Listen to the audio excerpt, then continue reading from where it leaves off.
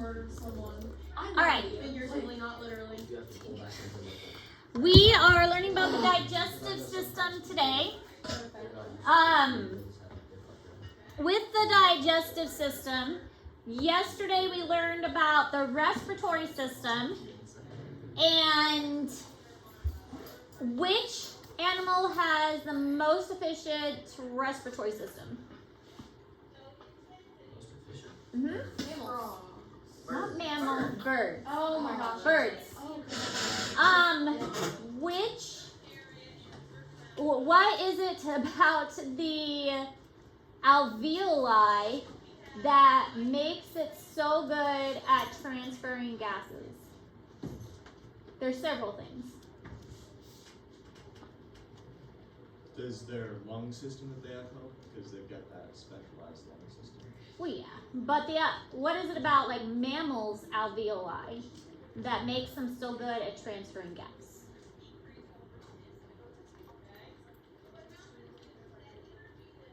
Rachel's staring at me.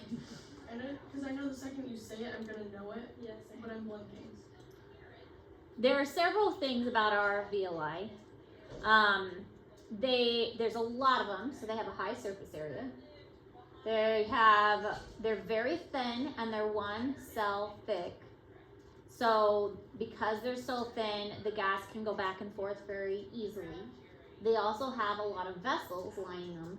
So the high vasculature means that you can exchange it very quickly as well. So those are like the three main things. Lots of vessels, very thin, and a high surface area. Will you call your manager and tell her that you need it?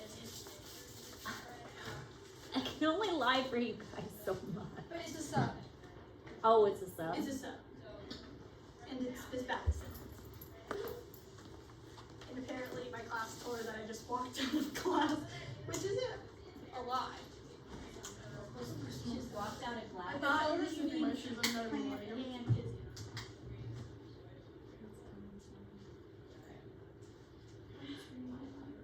I'm just furious. You are furious. You tell him. Do you mind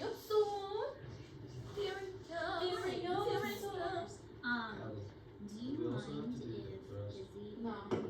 We literally only did front squat because we do 4 sets, 3 reps, and he watches the last one. Is that all we do? Okay. Seriously? None of the. Okay, well, thank you so much. I No. appreciate it. Sweet. And it took the whole hour for us. I don't know. What'd she say? She said it's fine. Yes. I said that you guys usually come down here to You study. guys will probably because I don't think We did. They- We did clean this. Oh, did you guys actually though? Yeah. We read it. All right. Digestive system breaks food down into molecules small enough to be absorbed into the internal environment. So the digestive system's purpose is to get the nutrients small enough that they are able to be absorbed across the digestive tract. So when you eat things, obviously they are in larger particles and we need to get them tiny enough that they can get into our vessels. So they need to be tiny enough and we have to break them down. It starts with the mechanical process, which is our teeth grinding them up, and then we have to get them into a chemical process. With the chemical process, it is applying enzymes and acid to change them into something else. Jack Harms, if you are in the building, please report to the office. So, the mechanical thing is, imagine you have a cookie again, and the cookie is broken up, like you hit it with a hammer. It's still a cookie, it's just in cookie crumbs. But then if you put acid on a cookie, you're dissolving it, and it's no longer a cookie. It is turned into chemical forms by something else. So that's the difference between a mechanical process and a chemical process. So digestive system, how it relates to everything else, you're breaking it down so that it is turned, or then it can be passed into the circulatory system. So some invertebrates have an incomplete digestive system. Most of them will have a complete digestive system. Incomplete means that it is like a sac, and if you imagine a sac, it has one opening. So one opening for food to go in, and it comes out that same opening, which, you know, really isn't very pleasant, but that's for, again, more basic animals. One opening to go in and out. A complete digestive system is what we have, where there is an opening for food to go in and then a different opening for things to exit. So it's more like a tube. So the mouth and the anus is the complete digestive system. So here are some different animals and the different systems they have. We'll look at each one closer up. This is the Planera, which is a flatworm. There is a mouth, which has also called a pharynx. It's a flattened structure, and it has a branched kind of sac-like gut. Now, some of their nutrients can be absorbed right across the lining, and this will allow the materials to go in through the mouth, but also absorbed across the body. But it will also allow material to be excreted through the mouth, which, you know, is great and makes me glad we're not Planeras. And we don't have their digestive system. But that's just kind of how they function because they're so simple. So with the more advanced things like a frog, they have the mouth, and then they have a pretty simple digestive tract. They have a cloaca. A cloaca is a common opening. It's the same that they go to the bathroom through, but they also lay their eggs through. So it's just one common opening, and that common opening is called the cloaca. They do have a bladder that empties out through that too, which is different from a bird. Birds don't have a bladder. They don't urinate. They have that feces that has that white in it instead. Now, birds also have a crop, and the crop and gizzard are a little bit different. A crop stores the food, and a gizzard grinds up the food. So the crop is used for food storage. It doesn't really break anything down. It just slowly passes it into the gizzard. The gizzard is a very strong structure. Usually they eat some rocks and some gravel, and that goes into the gizzard to kind of help crush everything up. Funny story about my birds. So Sugar, the umbrella cockatoo, which you guys haven't met before, he is madly in love with my daughter Avery. He likes me just fine. But if Avery's around, I think I've told you this before, he doesn't care about me. He loves Avery to the point that, well, so a little backstory first. Birds, as you know, will regurgitate food for their mates and for their young. And so they store the food in the crop, and then they regurgitate it to feed their young. And so they can bring the food back and store it in this crop, and then they basically puke it up to provide food for their mates and their young. So Sugar is so in love with Avery, he will regurgitate food for her to try and prove that he is a good mate for Avery. And so a lot of times when Avery goes and picks him up and pays attention to him, he will regurgitate food. Most of the time he swallows it back down, which is also really gross, but sometimes it has come up all the way and gotten on her. He has regurgitated food for me several times, but almost daily he regurgitates for Avery. It's his way of showing love, Elin. You don't judge, it's love. Zozo has only regurgitated for me once. Our relationship is not quite there yet, but I hope that eventually Zozo will love me enough to puke for me. So Zozo and I, we're gonna get there, but we'll get there eventually. So, all right. So, mechanical processing. These are the steps: mechanical processing, secretion, digestion, absorption, and elimination. Mechanical doesn't just occur in the mouth, it does occur in other areas. We'll mention how mechanical processing works in the stomach as well. Secretion is, I was trying to think of another way to describe secretion, but there's really not. Secretion means See, I can't think of it. How do you describe secretion? We all know it means like oozing of materials. I don't know. How do you describe secretion? But I still can't think of another word for it. Anyway, secretion of enzymes and acids to help break things down. Digestion is further breaking down the materials, which happens in the stomach. And by the time you get to the small intestines, there is more digestion taking place because more enzymes are excreted in there. Absorption takes place in the small intestines and the large intestines, and then elimination of anything that's left over from the large intestines and into the rectum. So first we're going to talk about teeth, and different animals have different sets of teeth depending on what they eat. In fact, you can get a really good idea of what the animal eats by looking at their teeth. Obviously this is an herbivore, and they're going to have the very flat capped teeth, and that indicates that they are plant eaters. This is used for grinding.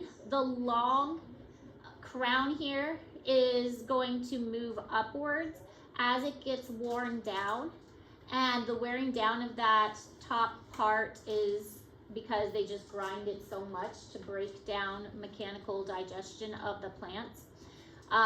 This is our teeth, our molars. They do get ground down as well, but ours doesn't really have anything to grow upwards and replace that. Except dentists do that. And this is the stomach of ruminants, such as cows, but there are other ruminants as well. If you've ever heard of an animal chewing their cud, it's because they do have 4 stomachs. So the big chamber is number 1, 2, 3, and 4. The reason for that is because plants have this really intense cell wall, which we all learned about when we learned about the different kinds of cells. And the cell wall is going to prevent the plant from being broken down. So they have come up with different strategies for breaking down that cell wall. And one of them is having 4 stomachs.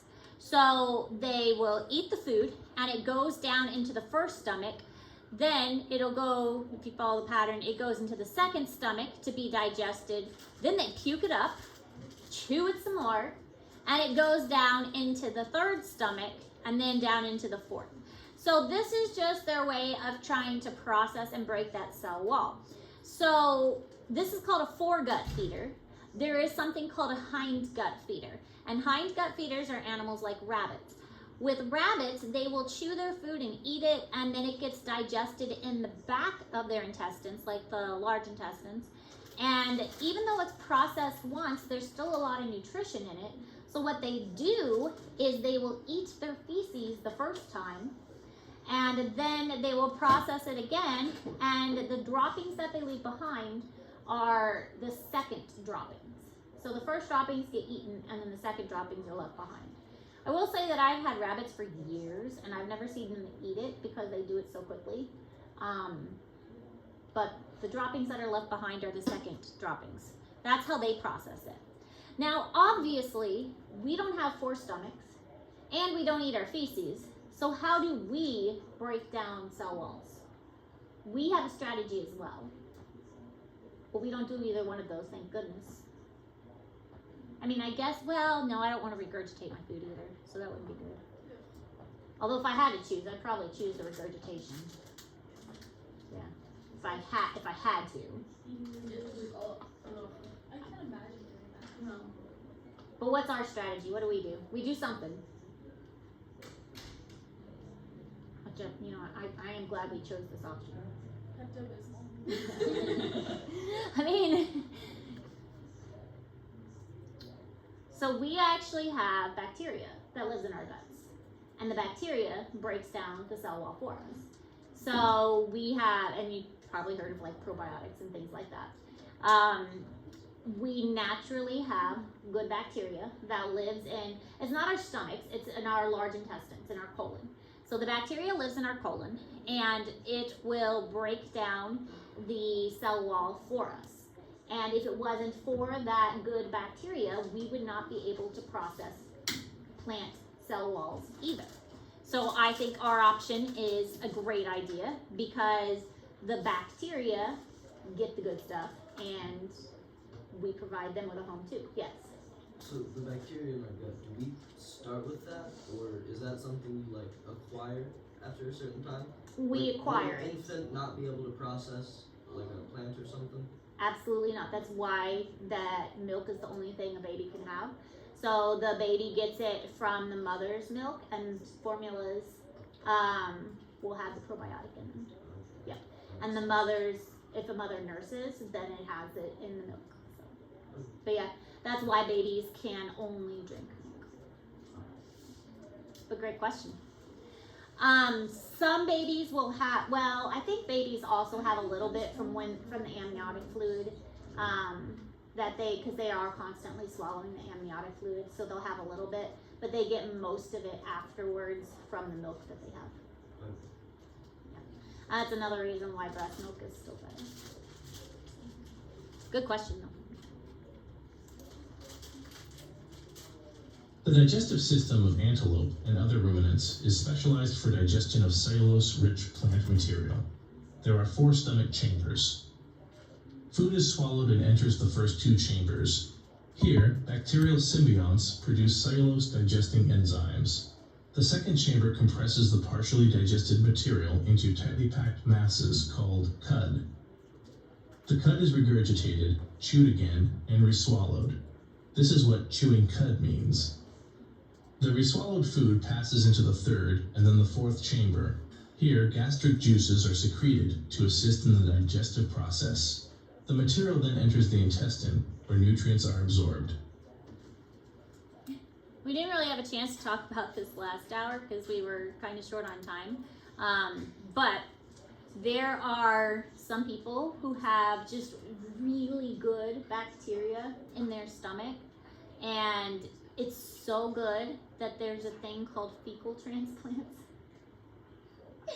And if people like who have cancer, who are going through radiation and stuff, and they get really, really sick, and they don't have good bacteria in their stomach anymore, they will actually donate their bacteria and then get a fecal transplant to repopulate the colon of sick people. And so it's just what it sounds like.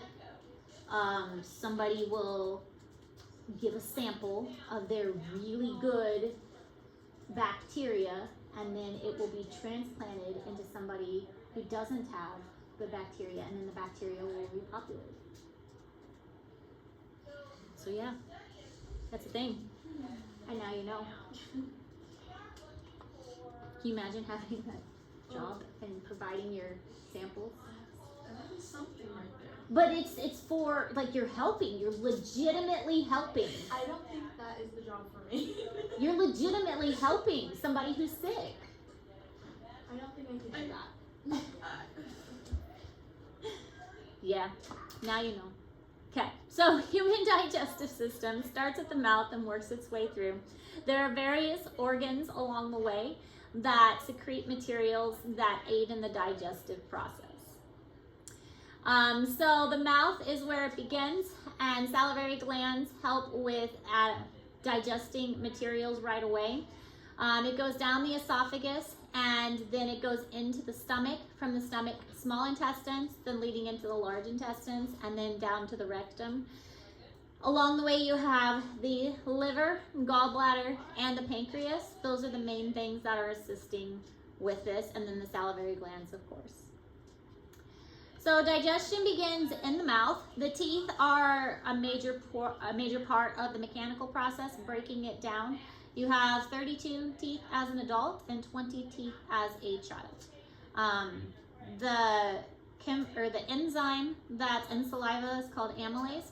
Amylase really focuses on carbohydrates. So if you put a piece of meat in your mouth, it's just gonna stay meat because amylase doesn't focus on proteins. As we learned with enzymes are reaction specific, so they're going to focus on specific types of materials. But amylase focuses on carbohydrates, so if you have a carbohydrate, then that's what amylase is gonna break down.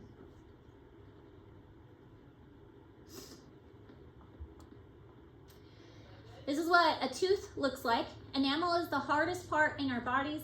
It is the outermost surface. Now dentine is underneath. The dentine is still pretty darn hard, but it's a lot softer than enamel is. So if you have a cavity, once the cavity breaks through the enamel and gets to the dentine is gonna wear down a lot faster. But it's not gonna really hurt until you get down to the pulp, which is where the nerves are. Once the nerves are damaged, then that's when a root canal is probably gonna be necessary. The root canal, unfortunately, has anybody else had a root canal? You guys are awfully young for them. I've had 5. My teeth are not. It's like a family thing. We have a competition who has the worst teeth. I don't know, my sister's kind of winning now. I was winning for a while, but she just had 3 teeth pulled. So I think she's kind of winning now. So it's genetic.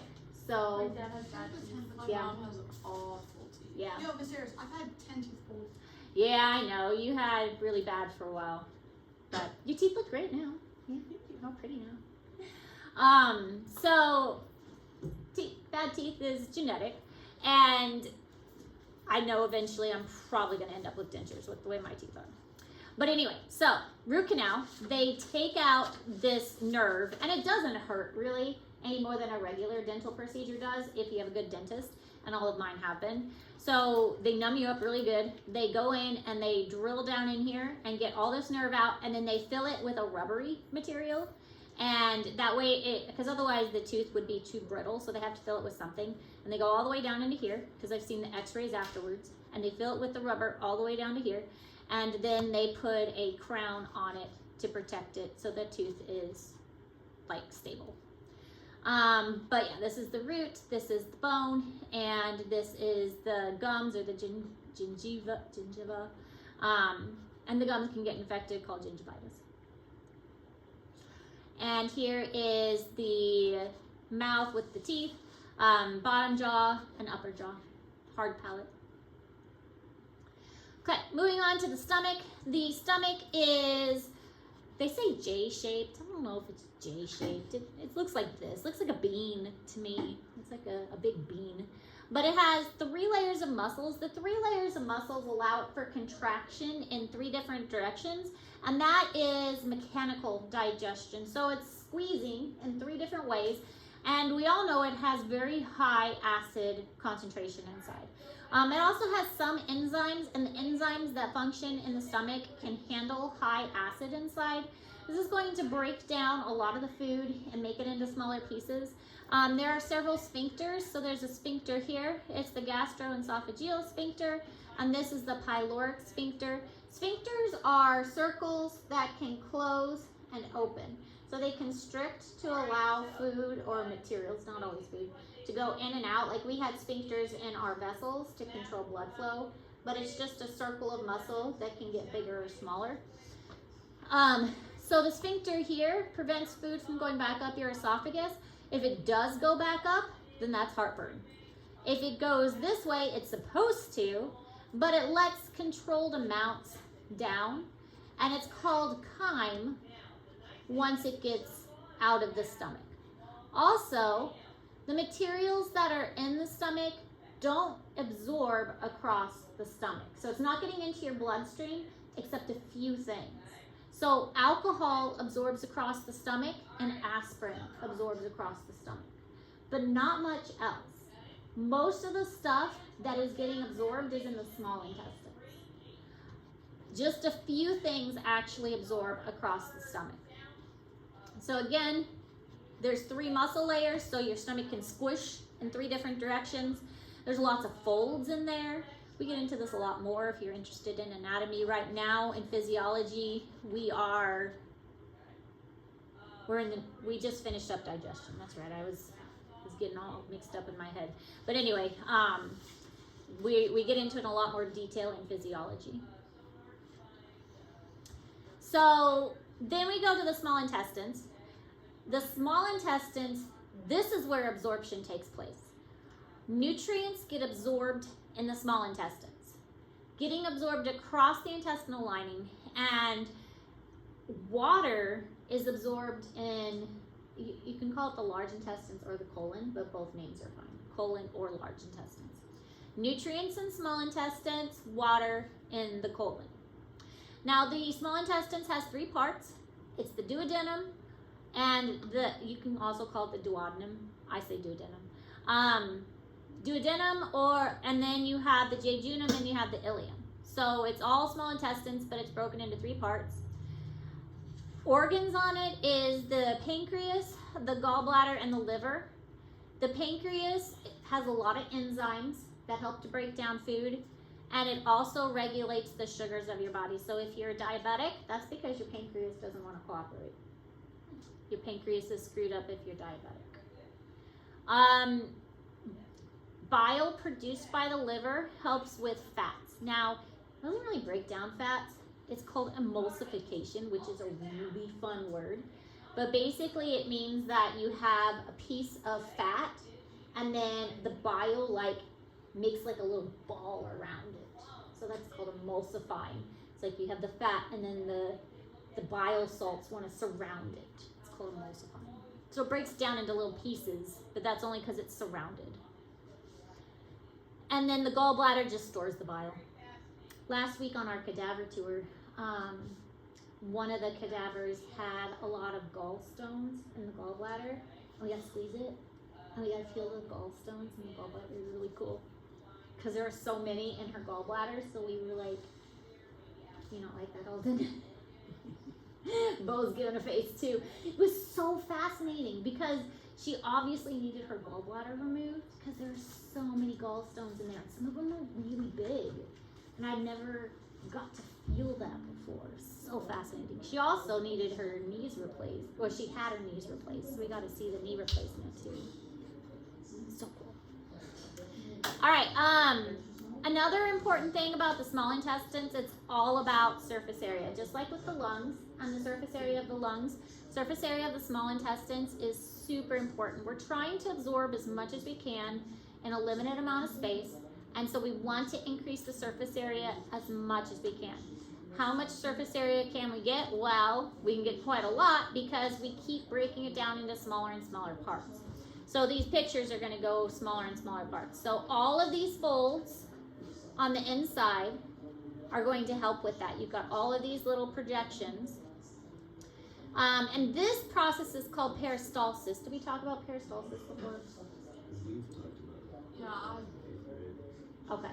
Well, the peristalsis is they call it wave-like contractions. I compare it to squeezing a tube of toothpaste. There are 2 muscles involved. There's one that squeezes around, and then there's one that squeezes the long way. So it's just very similar. Have you guys eaten like those yogurt tubes or those ice pops that are in plastic? You squeeze it and you go like this. That's what peristalsis is. You squeeze it and then you go that way. So it's the same idea of how you get the yogurt out of the tube or the ice pop out of it, or you squeeze a thing of toothpaste. Because I know we all squeeze the toothpaste from the bottom and not from the middle because you're not heathens. If you squeeze it from the middle, you're a heathen. Wait, what do you mean? If you squeeze the toothpaste from the middle of the tube, that's a heathen. You have to squeeze it from the bottom nicely. I did from the middle. No. I think No, so. no, Until, like, what's it's, wrong like, with you? Gone and then yeah, same. Unless like it starts to get like low and then like I'll like I'll roll run it along up. like the table. Yeah. No. You squeeze it from the bottom because that's the polite thing to do. Why would I be like a tube of toothpaste? I want to get the In my long own one. house too. I want to get the long one. We can't be friends anymore. Next thing you're going to tell me is that you put the toilet paper roll with it underneath. Oh, that's No, gross. that's that weird. is diabolical. That's crazy. Okay. Okay, I just don't even care. It's just Oh. like toilet paper. Calories. That is See? that's crazy. Oh. It can't have a mullet, it has to have a beard. See? Okay, good. Both face. Literally do it. It has to go over. Yeah. Wait. How do you guys prefer your toilet paper? Over or Over or under? under? Thank you. Because Over, but you don't have the freaking holders. no, we just have the toilet Why? paper. Get a holder, That's valid. please. When I get Like, too lazy what? to put it back Get a on, that's what I do. holder. We need a holder. Can't relate. This is a very important always have decision. toilet paper on the holder. I I do too. Michael normally puts it on for me. He sees that. That's where it's at. That's not where it's at. I mean, these are life choices here that will make or break a relationship. These are Yeah, these no, are things. if you go under, I think you'll be. Okay, Oh, do you, okay. wait, what's the one that's like It's hard to reach. peanut butter or something? Do you put it in the fridge or in the pantry? Oh, that's just weird. Peanut butter's If you going put it in the fridge, you're weird. Yeah, pantry. Why Does would you bread put go it in the in the fridge? fridge? Bread does not go in the fridge. Bread goes in the pantry, but if you're freezing it, my mom freezes. I do Yeah, we freeze freeze bread. But Yeah, we I freeze Bread our bread. goes in the fridge if there's like, if it's gonna go bad or whatever. I think it's humidity. I freeze the bread because we always need more bread. Typically, it's just on top of our fridge, but sometimes my mom puts it in the fridge. What type of milk? 2%, 1% skim. Whole milk. I don't care. Zero I just percent. love milk. What are you talking about? Ew, Real skim milk. milk is disgusting. Whole milk because I have young kids still. Whole milk is better for younger kids. I don't. What's the one with the blue cap? 2%. All of is Okay, 2%. then 2%, you get 2%. We get milk from the person that gives out milk. Like he sells like the jars of milk. Milk. That brings Actually, like I'm more, talking about- like the crate of milk. You know, and You like get the. milk from the milkman? No, we don't live near a milkman. But every like Tuesday or whatever, my mom will get milk from a guy that sells milk out of like a van. Like, So you get milk There's from nothing the sketchy about that. It's like natural it's milk. like natural milk. My grandma used to do that. That is cool. Just like Better for fresh you or eggs, something. yeah. Don't I hate My farm eggs fresh have eggs. to be bleached Oh, and white. I don't care. Me what- too. No, I hate Eggs farm are fresh eggs. eggs. Like, I you do get 'em too. from a chicken or Do you use farm put fresh bleach eggs? all over 'em, When I can get them, I do. process 'em. I have to have white eggs. It's They have to be like- white and Why? from Walmart. We get our smart chicken. Right? When we Yeah. have- All eggs I think taste we the might same. have- I feel like if you See have what the chicken, difference get is. the eggs from there. We sell just chicken eggs. If they're cleaned properly when you're ready to use them, they're fine. Mm-mm. I feel like They if I have to was be a person, bleached. I would buy those from them. Alright, anyway, back to digestion. So small intestines have increased absorption, they're highly folded inside, but because of the high surface area, the folding inside, they have these little finger projections that are called villi, and then on those they have microvilli. So it just keeps getting smaller and smaller. So we have, and this will zoom in, we have the folds, and then on those folds we have the finger-like projections, and on those we have even more finger-like projections. But also looking at this, each one of these has a vessel that's going to them. So inside you have the vessels, and there's also a lymphatic duct. So these lymphatic vessels, as I mentioned before, is important for making sure you guys stay healthy, because we eat, as we were saying, so many things that could potentially be harmful to us. And the lymphatic system is in charge of keeping us healthy. And so we're trying to keep ourselves healthy by having this lymphatic vessels drain anything that could potentially be bad for us. So a healthy digestive system means a healthy person overall. We put our fingers in our mouth way more than we should. We don't wash our hands nearly as good as we should. So having the lymphatic system in close relationship with our digestive system is just a way to try and make ourselves not get sick. These are different cells that are lining our small intestines. We've got mucus cells, hormone cells, lysosomes, which are helping us stay healthy, and then brush border cells help with nutrient absorption across the surface. This is just kind of a summary slide of everything going on, and kind of main ideas. The stomach does not absorb, it just breaks down. It only absorbs a few things like alcohol and aspirin. Increased surface area of the small intestines allows for greater absorption. There are accessory organs such as the pancreas, liver, and gallbladder. The spleen will help a little bit, but the spleen mostly breaks down red blood cells. The liver produces bile, but the bile is stored in the gallbladder, and this helps break down fats. Nutrients are absorbed in the small intestines. Water is absorbed in the large intestines, and waste is exited by the rectum and anus. So these are all kind of like big ideas of the digestive system that are in Google Classroom. So water and minerals and ions are absorbed in the large intestines, which is also known as the colon. and then it's compacted as feces and stored in the rectum for disposal. You have an ascending, a transverse, and a descending, and then this is called the sigmoid, and then your rectum area. If you ever have like an upset stomach, sometimes you can do a stomach massage by massaging up and across and down, and that sometimes helps with stomach massage. I used to do that for my kids when they were little.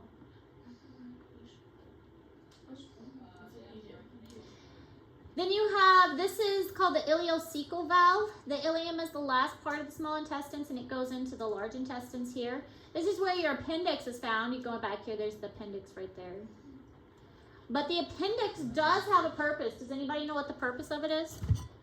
Oh, Yeah. it was, I was thinking the same thing. wasn't it used to like filter bad toxins, like when cavemen ate raw meat? Kind of. So what scientists believe its purpose is now is to store bacteria. So we are mentioning how our colon has bacteria.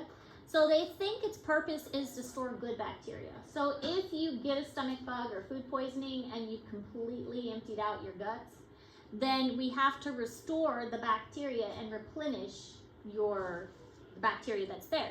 So the appendix stores it and like releases the bacteria back. However, the problem is where there is good bacteria, sometimes there's bad bacteria. And so that's why it gets infected so much, is sometimes bad bacteria gets in there and infects that area. Which makes a lot of sense why the appendix gets infected so often, because every now and then it gets bad bacteria too. This is an example of something that could go wrong with the colon. This is a polyp. Polyps are little projections outward, and they can become inflamed, and they can cause irritation and redness, and so it could cause bleeding in the stool. It's recommended to have colonoscopies after a certain age. Usually I think it's like 45, and basically they clean you out and then they put a camera up here, which, you know, not pleasant. But then they can remove the polyps if they find any, to make sure that they're not cancerous, because if left in there they could become cancerous. So blood flows from the small intestines to the liver, which eliminates toxins. There's a separate blood flow from the digestive tract that goes to the liver that actually cleans it. So the liver is filtering out those toxins. We don't want the blood to go just from the digestion just to the body right away, because as we were mentioning, we ingest a lot of stuff that's not necessarily good for us. So by sending that blood flow to the liver first, the liver has a chance to detoxify it before it goes to the rest of the body, which is also why if a person is an alcoholic, what's one of the first things that's affected? The liver. Because the body is sending all that alcohol to the liver to try and detoxify the alcohol. So people who drink excessive amounts of alcohol are going to have liver failure and liver disease, because your body is taking that, sending it to the liver first to be processed before it sends that to the rest of the body. Yep, jaundice is a main concern from that. Foods must provide energy and raw materials such as essential amino acids and essential fatty acids. We should minimize refined carbohydrates and saturated fats. We all know we should eat healthy. Sometimes it's really hard. I really like sugar. Sugar tastes good. Why does it taste so good if we're not supposed to eat it? We know we're supposed to eat our fruits and our vegetables and our pastas and our grains. We know that fatty foods are bad for us, but they taste so good. The idea here is moderation. Eat your sugars and your bad foods. I have always said that if you ever want to go on a diet or something like that, never cut off the foods altogether that taste good, because that will just make you binge later on. It's all about moderation, and allow yourself to have that stuff that tastes good. Just allow it in moderation. I would drink soda every day if I could, or if I allowed myself, I could. but I restrict my soda intake because I love it. And so I only let myself have it certain times because I think that's healthier. I know soda's bad for me. But I love it. It tastes so tasty.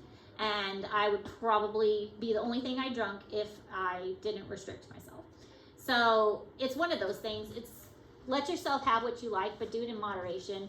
You know what's good for you. You guys are old enough at this point to know what's good for you. And pastas, grains, fruits and vegetables, milk, those are the best things. Proteins, I mean, like meats, those are okay. But again, the sugars and the fats, try to do that in moderation. It's so hard nowadays though, because there's so much good food, and the good food isn't like the healthy stuff. The healthy stuff is more expensive too. It's like they make the healthy foods more expensive to buy.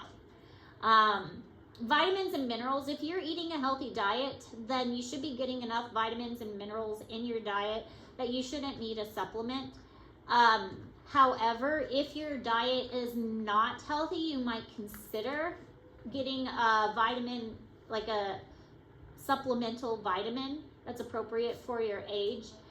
If a person were to ever become pregnant, then you definitely need a prenatal vitamin. That is no question, because there are nutrients that a pregnant person needs that cannot be obtained very easily or efficiently from a diet alone. Especially folic acid, that's a big one. So, and we'll learn more about that in the reproductive unit. Okay, look, we made it. We're done. I know it's been a lot of notes lately, but the next 2 days we're not taking notes. So, questions? Concerns? Will we have any notes on this?